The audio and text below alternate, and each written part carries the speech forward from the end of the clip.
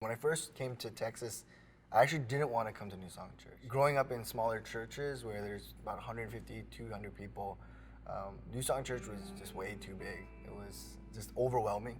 So I actually found another church that was still pretty big to me. As I started to hear more and started to see how the church was, it drew me in, and I felt more comfortable being here rather than, being fearful of being in a big church. I'm Pastor Ben. I'm 28 years old. I'm the English ministry pastor at New Song Church. I like to play basketball. I bake bread. I have 3 younger sisters, and this is a little bit about me.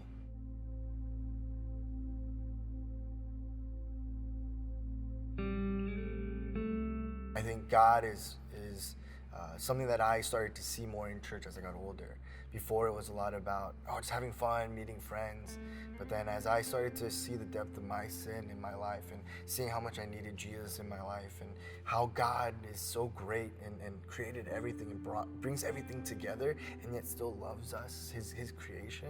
I think seeing the depth of theology, that's when I started to realize, church is really about God. When it comes to the Christian faith, there's a lot that we have to sacrifice personally. Our desires, what we want to do. I'm learning more and more that sacrifice is difficult and it's hard, but there's so much joy behind that sacrifice because on the other side of it is God. I mean, we can love people when we benefit from it and when we can gain something from it.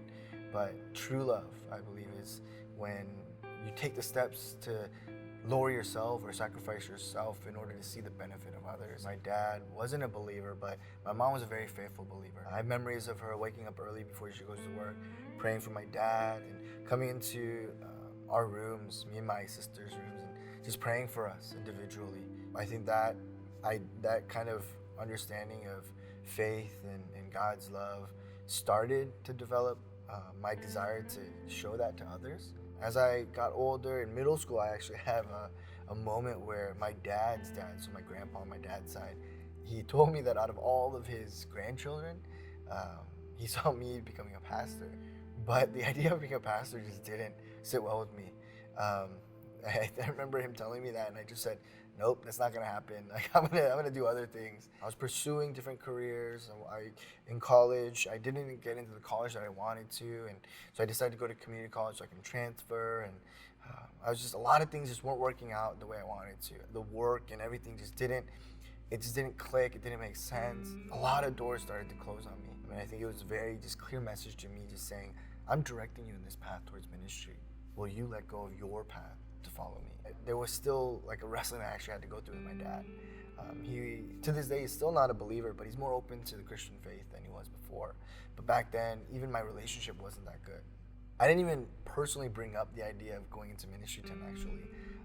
I knew he didn't really like church, so I actually told his dad, I told my grandpa, and I guess he was so happy that he told my dad. And it just kind of came back at me. I was like, oh no, like, Grandpa, why? I remember moments where he would say things like, out of all of the professions and all the things that you could have done, I remember when I held you and you were born, I said, you won't be a pastor. And I was like, that's ridiculous. There's no way.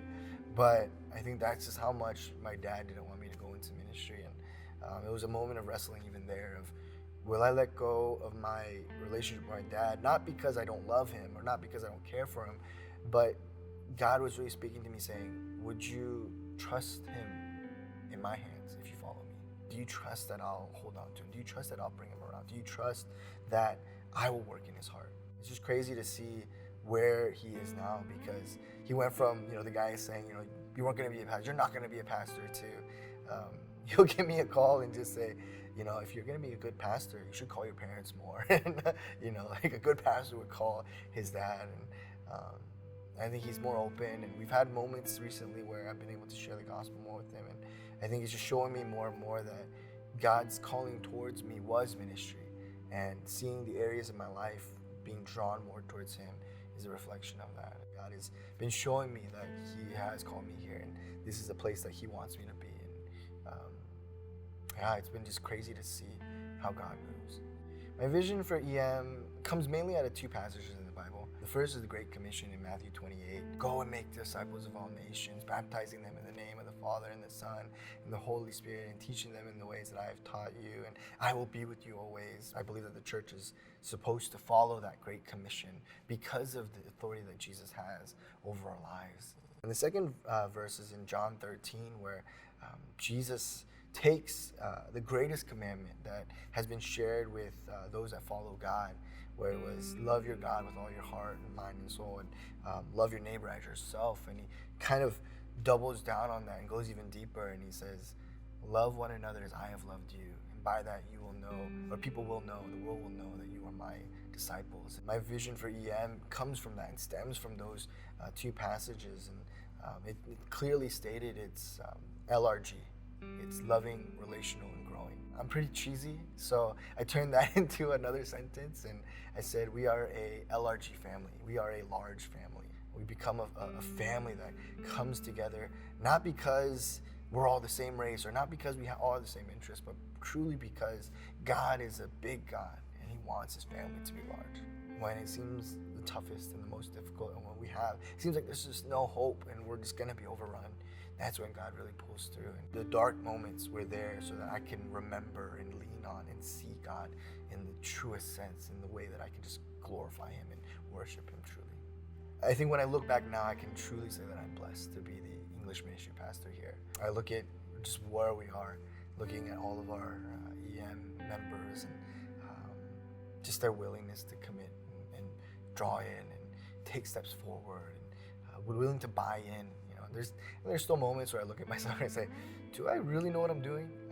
But in the midst of that, I see how God moves and moves the EM members to follow. The first moment of salvation is a miracle, but there's also those miracles where you see people drawing closer and closer to God.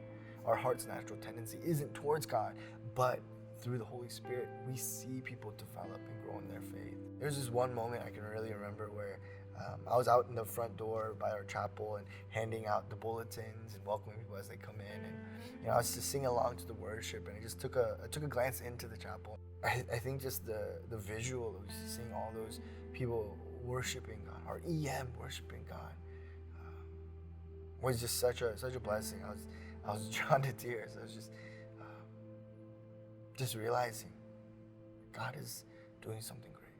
I'm just a part of it. And being a part of it is such a blessing. Being able to see God work is such a blessing.